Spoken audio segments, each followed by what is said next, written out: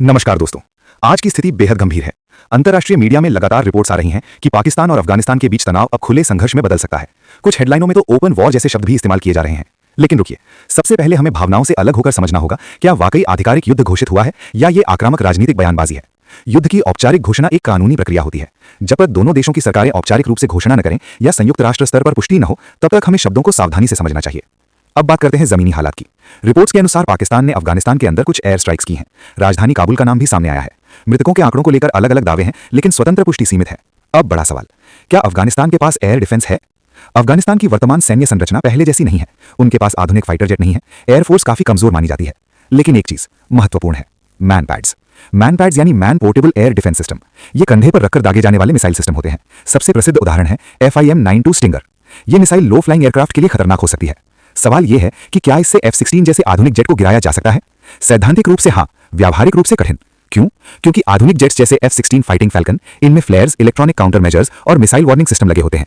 अगर jet high altitude से strike करे तो मैन पैड्स की प्रभावशीलता कम हो जाती है। अब आते हैं वायरल दावे पर। कुछ रिपोर्ट्स में कहा गया कि पाकिस्तान का एक जेट गिराया गया है। लेकिन रुकिए, सोशल मीडिया पर घूम रही वीडियो क्लिप्स की प्रामाणिकता संदिग्ध है। कई बार पुराने फुटेज, वीडियो गेम ग्राफिक्स या AI जनरेटेड क्लिप्स भी वास्तविक घटनाओं की तरह पेश कर दिए जाते हैं। जब तक मलबे की तस्वीर, जियो लोकेशन या स्वतंत्र सैटेलाइट पुष्टि ना मिले, तब तक निष्कर्ष निकालना जल्दबाजी होगी। अब इस पूरे मामले का रणनीतिक केंद्र क्या हो सकता है? बहुत से विश्लेषकों की नजर एक स्थान पर है, बगराम एयरबेस। ये एयरबेस अफगानिस्तान में काबुल के उत्तर में स्थित है। पहले ये अमेरिकी और नेटो ऑपरेशंस का मुख्य केंद्र था। रणनीतिक महत्व क्यों? लंबी रनवे क्षमता, मध्य एशिया के नजदीक, क्षेत्रीय निगरानी के लिए उपयुक्त स्थान। लेकिन याद रखिए, किसी एयरबेस को कब्जा करना एक बात है, उसे स्थायी रूप से होल्ड करना दूसरी। अफगानिस्तान का भूगोल पहाड़ी, जटिल और गुरिल्ला युद्ध के अनुकूल है। इतिहास गवाह है कि बाहरी शक्तियों के लिए यह इलाका आसान नहीं रहा। अब अगला सवाल, क्या यह संघर्ष लंबा चलेगा?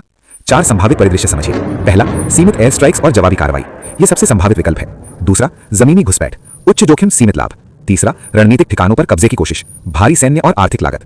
चौथा, प्रॉक्सी संघर्ष जो लंबे समय तक चलता रहे। एक और अहम बात, आर्थिक क्षमता। आधुनिक युद्ध सिर्फ हथियारों से नहीं लड़ा जाता। यह अर्थव्यवस्था, लॉजिस्टिक्स और अंतर्राष्ट्रीय समर्थन पर निर्भर करता है। लंबा संघर्ष दोनों पक्षों के लिए महंगा साबित हो सकता है। तो निष्कर्ष क्या है? ओपन वॉर शब्द का इस्तेमाल हुआ है, लेकिन औपचारिक स्थिति स्पष्ट नहीं। जेट गिराए जाने के दावों की स्वतंत्र पुष्टि अभी नहीं। मैन पैड से खतरा संभव, पर सीमित परिस्थितियों में। रणनीतिक केंद्र संभावित रूप से एयरबेस और सीमा क्षेत्र। स्थिति तेजी से बदल रही है। आने वाले दिनों में घटनाएं निर्णायक हो सकती हैं। सबसे महत्वपूर्ण, सूचना को भावनाओं से अलग रखकर देखें। हर वायरल वीडियो पर विश्वास न करें। विश्वसनीय स्रोतों का इंतजार करें। अगर आप चाहें तो अगली चर्चा में हम विस्तार से समझ सकते हैं दोनों पक्षों की सैन्य क्षमता तुलना, एयर वॉरफेयर की वास्तविक रणनीति या क्षेत्रीय शक्तियों की भूमिका।